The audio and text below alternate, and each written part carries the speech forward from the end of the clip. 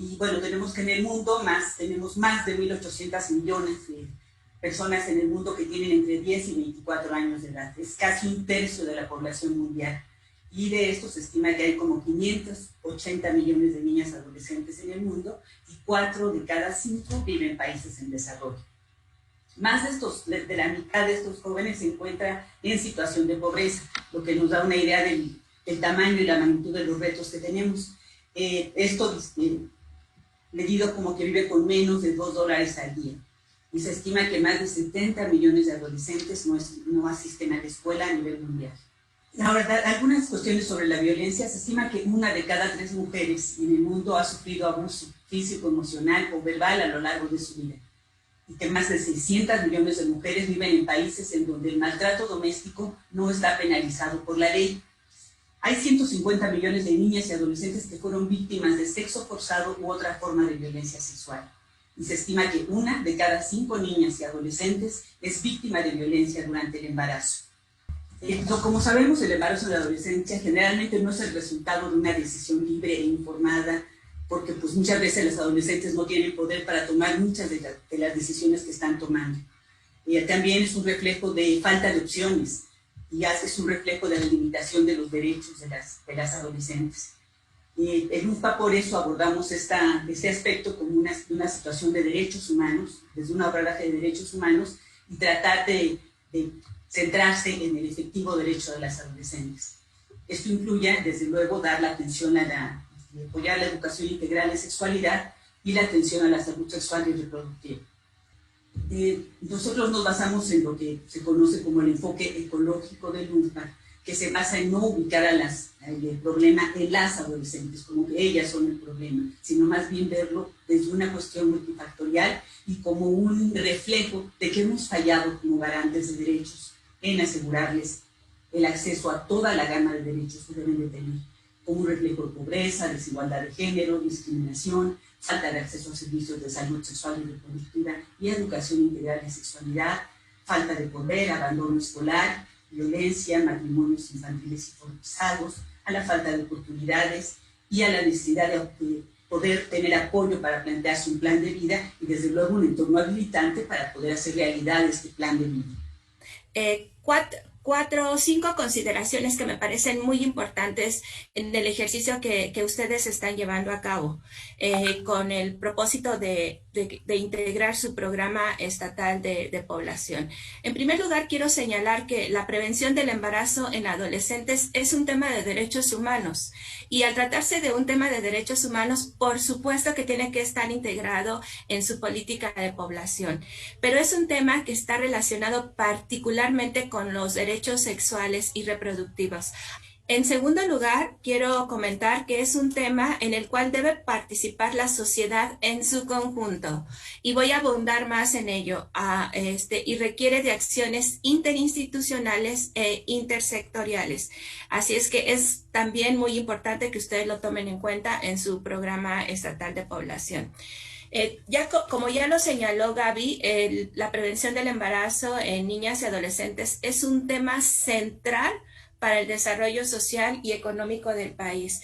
Señalar que las políticas públicas para la prevención del embarazo en adolescentes deben estar plasmadas en la planeación demográfica y económica del país. Desde luego que el sector salud tiene un papel muy importante en este tipo de políticas. Tenemos la obligación de asegurar que la población adolescente, mujeres y hombres, y de cualquier condición, tenga acceso a servicios de salud sexual y reproductiva de calidad en un ambiente de privacidad y confidencialidad y muy importantemente con absoluto respeto a sus derechos sexuales y reproductivos.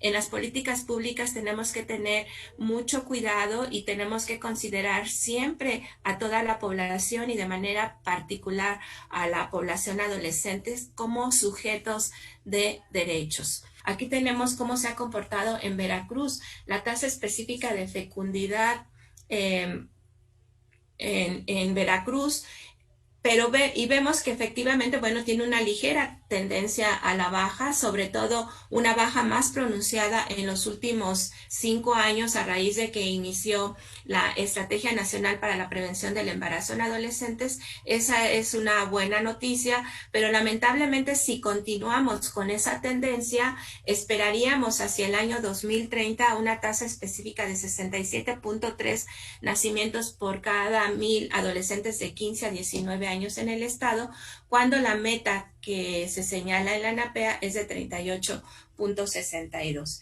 La población joven de 12 a 29 años, como se contempla en la ley en México, representa ahora 39 millones de personas, la tercera parte. Algo muy similar ocurre en Veracruz, que representa, como ya les dije, 29.6%, y para 2050 alcanzará el 23%. Y aquí estoy haciendo una comparación que me parece relevante del aumento casi del doble de la población de 60 años y más. Como ven, se cruzan estas poblaciones, sus valores, sus absolutos, en el año 2048, donde empieza a ser ya mucho mayor la proporción de población adulta mayor versus la de población joven. Salud en la población joven, esta es para la República Mexicana, son las principales causas para hombres y mujeres, desafortunadamente tanto en hombres como en mujeres. En 1990 y 2018, los homicidios presentan la primera causa de muerte. Por supuesto que entre hombres y mujeres la diferencia en la tasa es importante. Aquí se ve para las entidades federativas en 2018. Para los hombres tenían una tasa de 41 muertes por homicidios en jóvenes de Veracruz por cada 100,000 personas en ese grupo de edad. Y mujeres, vean la diferencia de 4.1. Suicidios, otro tema de salud pública muy relevante que debemos de tratar de plasmar en los programas estatales de población, la salud mental de la población. Como en Veracruz tenemos una tasa de 5.9 en hombres, superior al doble a la de mujeres, que es 2.1. Casi la totalidad de los jóvenes, de las adolescentes en Veracruz, conoce los métodos anticonceptivos. Sin embargo, 95% también, bueno, una proporción alta, conoce el conocimiento funcional de estos. Pero cuando nos vamos por tipo de métodos, llama mucho la atención que entre los métodos más usados, como el condón y la pastilla de emergencia, que no en sí no es un método de anticoncepción, sino es un método auxiliar después de una relación sin cuidados o no consensuada sexual, tenemos unas proporciones importantes sin conocimiento funcional. El condón masculino, que lo usa el 80% de las adolescentes, el 20% no sabe cómo se utiliza. Entonces, para poner ahí, llamar la atención sobre ello. Veracruz está entre las entidades que tienen unas tasas altas de fecundidad adolescente. En 2020, de acuerdo con las proyecciones, una tasa de 73.7 nacimientos por cada 1,000 adolescentes en ese grupo, en esa edad. Y para 2030 nosotros estimamos una tasa de 67.3 nacimientos. Pero lo que nos ha llamado la atención a nivel institución es que los embarazos en menores de 15 años siguen aumentando. Y para eso también pues hay que incidir mucho en muchos factores como el machismo, la violencia y en otros sentidos. Y bueno, como parte de la situación del estado de Veracruz, también ejemplifico con lo que existe en el sistema de información en esta referencia en consultas de embarazadas de primera vez, que es nuestra guía, digamos, una base, una referencia para lo que son las embarazadas que hay en una región. Y quise poner los 25 primeros lugares, los 25 primeros municipios que tienen más consultas embarazadas de primera vez. Como lo ven, Jalapa, Veracruz, Coatzacoalcos, pero obviamente, bueno, es un equivalente y en referencia a mayor número de población, mayor número de embarazos o de consultas de embarazadas de primera vez. Que una de las metas o las dos metas principales de la Estrategia Nacional para la Prevención del Embarazo es reducir a la mitad los embarazos de personas de 15 a 19 años y erradicar los embarazos en menores de 15.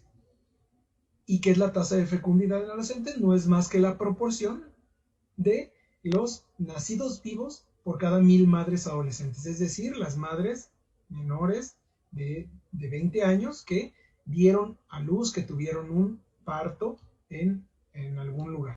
En la Estrategia Nacional para la Prevención del Embarazo toca una pirámide, un modelo ecológico muy interesante en cómo las instituciones nos debemos de coordinar para incidir en cuestión del embarazo. Recordemos que esta estrategia para la prevención del embarazo en adolescentes está basada en un documento similar que se realizó en Gran Bretaña. Desde el Centro Nacional de Equidad de Género y Salud Reproductiva se cuenta con diversos programas, ahora componentes, que me parece que es un elemento importante porque invita a la articulación de todos estos componentes que incluyen, sí, violencia de género, ahora aborto seguro, salud sexual y reproductiva de adolescentes, salud materna y perinatal, planificación familiar, todos ellos como encaminados hacia una misma meta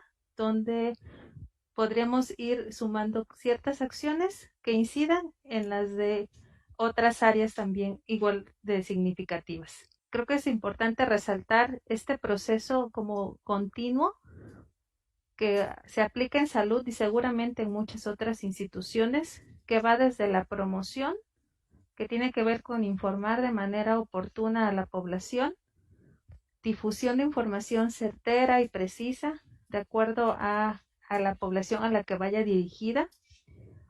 El siguiente punto de prevención, que tiene que ver con todo lo que se hace para evitar que se llegue, en este caso, a un embarazo adolescente. La detección, que también creo que es otro punto necesario. Si bien desde salud contamos con herramientas de detección especialmente diseñadas para eso, también hay otros elementos muy importantes como los indicadores de violencia.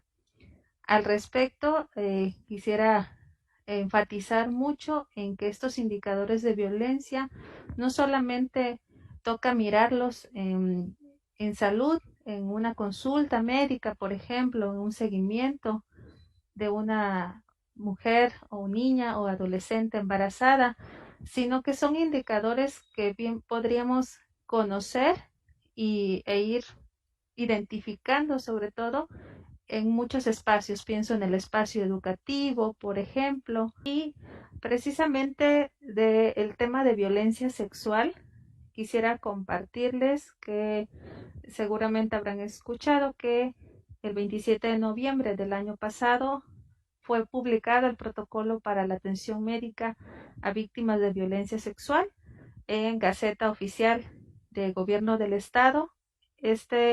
Si bien lo encabeza de alguna forma Secretaría de Salud por el tema en específico, también hubo una colaboración muy importante a través de la coordinación con otras instituciones.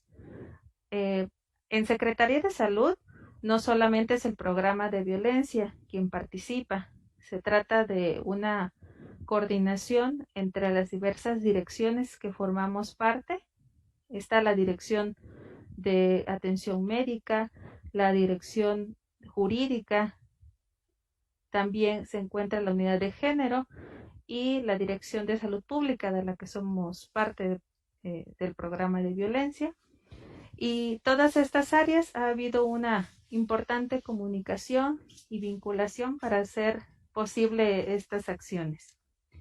En nuestro país, el embarazo en adolescentes, así como el embarazo infantil, se ha convertido en un problema poblacional que amplía las brechas sociales y de género, que tiene una grave afectación de los derechos humanos relacionados principalmente con el proyecto de vida, la educación, la salud, la libertad y el desarrollo humano de las niñas y las adolescentes. El embarazo infantil en menores de 15 años y entre las jóvenes entre 15 y 19 años Es resultado de la violencia estructural que posiciona a niñas y adolescentes en un contexto de vulnerabilidad y de incapacidad de decidir sobre sus propias vidas y cuerpos. Entonces, desde nuestro quehacer gubernamental siempre tendremos que estar revisando cómo eliminar los prejuicios y las prácticas consuetudinarias de cualquier índole basadas en esquemas hegemónicos, estereotipos de género. A veces articulamos políticas públicas, pero sin tener de conocimiento, digamos, la subjetividad de mujeres y hombres o de las sociedades para hacer los cambios pertinentes. También la OMS señala que el embarazo en la adolescencia y a nivel infantil trae repercusiones negativas para las madres adolescentes, sus familias y sus comunidades. Y eso, como ya lo señalamos también, condiciona una deserción escolar y que se traduce con menos oportunidades para su desarrollo y un ingreso monetario por el acceso a un espacio laboral. Es decir, esta problemática, el fenómeno del embarazo adolescente o en el ámbito infantil, tiene un alto costo económico, ya que se pierden ingresos anuales por la pérdida de oportunidades y del desarrollo educativo, profesional, laboral de las mujeres. Estos planteamientos son los que debemos estar analizando como GPA para que de allí, de acuerdo a las competencias de las propias instituciones, estemos abordando estas problemáticas de acuerdo a lo que se señala. Sí, también el Secretariado Ejecutivo del Sistema Nacional de Seguridad Pública señala que el 66.8% de casos de violencia sexual durante la infancia, la persona agresora fue un familiar, padre, padrastro, hermano, tío, hermano o primo. Y el 8 de cada 10 casos, los agresores, violadores, abusadores son conocidos.